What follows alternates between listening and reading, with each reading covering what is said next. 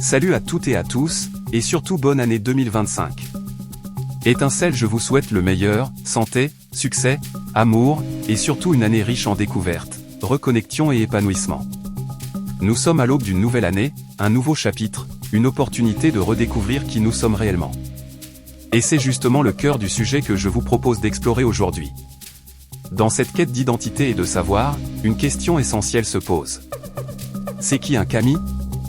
Au-delà des mots, c'est une question qui nous mène à travers l'histoire, la culture et la spiritualité.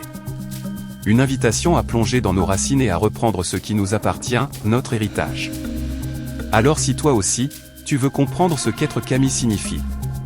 Si tu veux connaître l'histoire oubliée, redécouvrir une spiritualité souvent méconnue, et t'approprier des clés de reconnexion puissantes.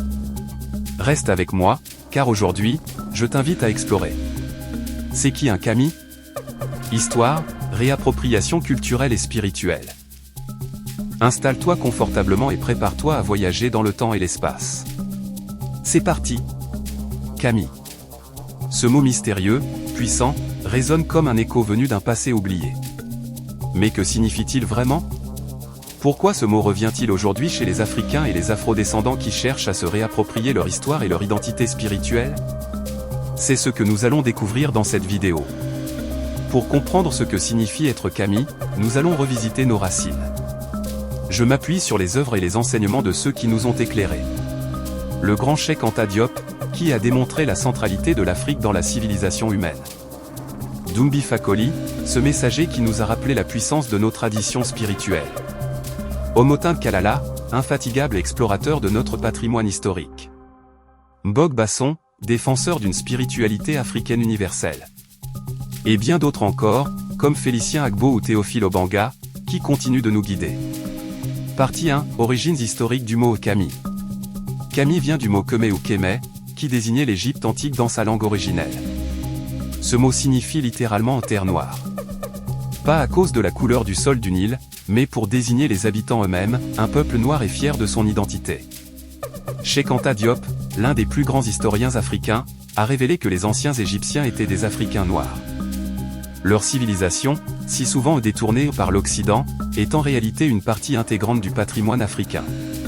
Partie 2, pourquoi se réapproprier ce mot aujourd'hui ? Aujourd'hui, utiliser le mot kami, c'est plus qu'un simple retour aux racines historiques. C'est un acte de rébellion intellectuelle, une manière de briser les chaînes du colonialisme mental qui ont effacé les identités et les spiritualités africaines. Pendant la traite négrière, les colonisateurs ont cherché à couper les Africains de leur culture. Ils ont diabolisé les croyances traditionnelles, déformé les récits historiques, et imposé des systèmes étrangers. Mais le kami refuse l'effacement. Il revient pour rétablir un lien perdu avec ses ancêtres. Partie 4, ce que cela signifie pour les Africains et les Afro-descendants. Pour les Africains et les Afro-descendants, se revendiquer kami, c'est revendiquer une fierté, un héritage. C'est dire au monde, nous sommes plus que la douleur de l'esclavage ou de la colonisation. Nous sommes les descendants de bâtisseurs de pyramides, de sages et de conteurs. Notre lumière ne peut être éteinte. Alors, c'est ça être kami, reconnecter, réapprendre et rééclairer.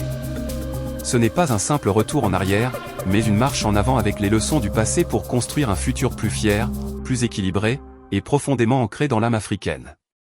Si cette vidéo vous inspire, partagez-la, abonnez-vous, et laissez un commentaire. Quel est votre lien avec votre propre histoire ?